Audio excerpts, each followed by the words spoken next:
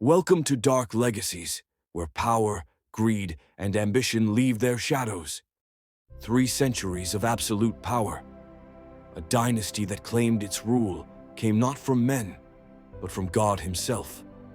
And yet, in the dead of night, in a basement stained with gunfire and blood, it all came to an end.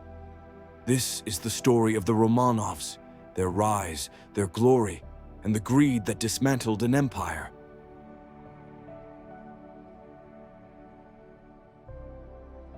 The Romanovs did not inherit peace.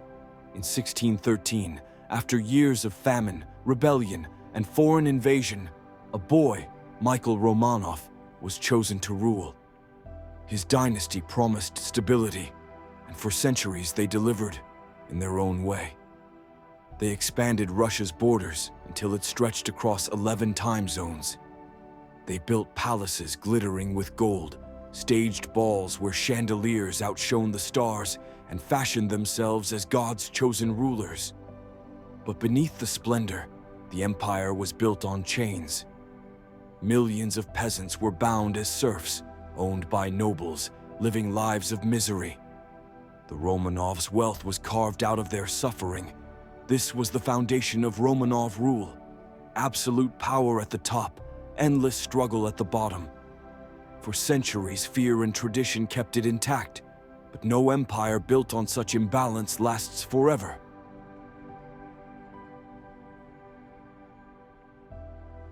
By the late 19th century, Russia was changing. Industry was rising, cities swelling, new political ideas spreading. Across Europe, monarchs were adapting, parliaments gaining power. And into this storm stepped Nicholas II, the last Tsar. Nicholas was no tyrant by nature, but neither was he a leader. He was a man who wanted to be a family father, not the ruler of an empire.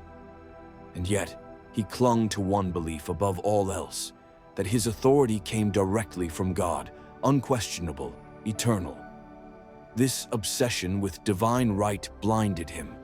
He refused reform, distrusted advisors, and ignored the cries of his people. While Russia modernized in parts, Nicholas remained stuck in the 17th century. And history does not forgive those who stand still.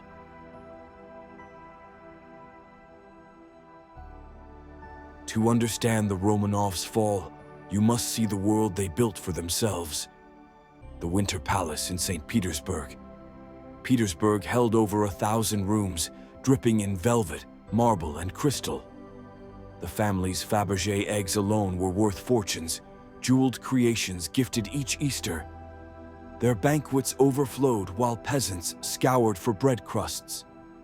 Nicholas and his wife Alexandra lived in a bubble of privilege.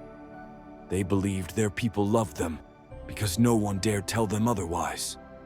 But outside the palace walls, poverty, strikes, and famine painted a different Russia. The greed of the Romanovs wasn't only measured in riches. It was in their blindness, their refusal to sacrifice even a fraction of their comfort for the survival of their empire.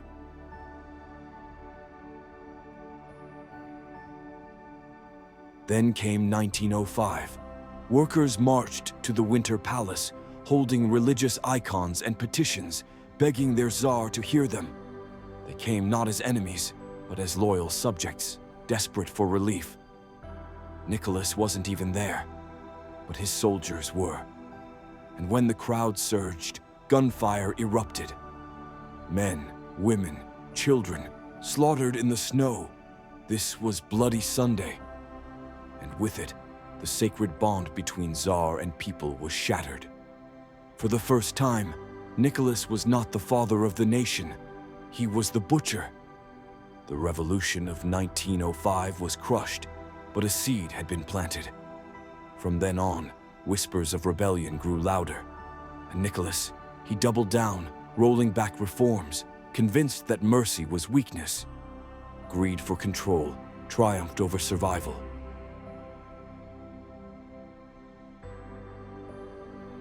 Then came the shadow who would haunt the dynasty's legacy forever, Grigory Rasputin. A wandering peasant mystic, Rasputin entered the royal circle, when he seemed to heal the Tsar's only son, Alexei, from his deadly illness. To Alexandra, the empress, he was a holy man. To Nicholas, a necessary evil. But to the world, Rasputin was poison. Tales spread of his drunken nights, his affairs, his corruption. Ministers lived and died by his word. The people asked, how could an empire be guided by this filthy monk? The answer, desperation. The Romanovs could not bear to lose their heir, and in protecting one boy, they sacrificed the loyalty of millions. Even Rasputin's brutal murder in 1916 could not erase the stain. His ghost clung to the dynasty, a symbol of decay and ridicule.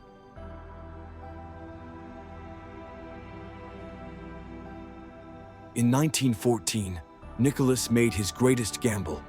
He led Russia into the First World War. It was a disaster from the beginning. Russia's army was vast but ill-equipped. Soldiers were sent to the front without boots, without rifles, sometimes told to pick up weapons from the dead. By 1917, over 2 million soldiers were dead. At home, food vanished, inflation soared, and families starved. Mothers lined up for bread that never came, and Nicholas, blinded by pride, left the capital to personally command the army. Every loss now carried his name. At home, Alexandra ruled in his place, guided by Rasputin's influence. To the people, their rulers no longer looked divine. They looked insane.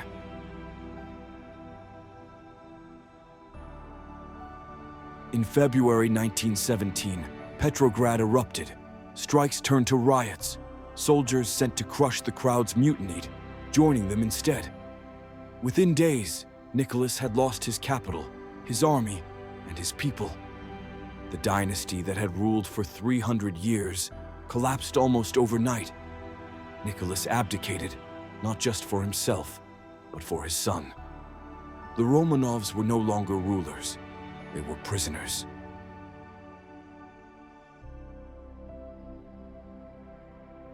At first, the family believed exile might save them. Perhaps Britain would take them in, but no one wanted them. To the Bolsheviks, they were dangerous symbols, reminders of monarchy, potential rallying points for enemies. So the family was moved deeper into Russia. Guards watched their every move. They still dressed finely, still dined together, still clung to hope. But in July 1918, their fate was sealed. In a basement in Yekaterinburg, they were told they were being moved. Instead, the guards raised rifles. Nicholas, Alexandra, their children, even the family's servants, all executed in brutal silence, their bodies dumped in shallow graves, hidden from sight.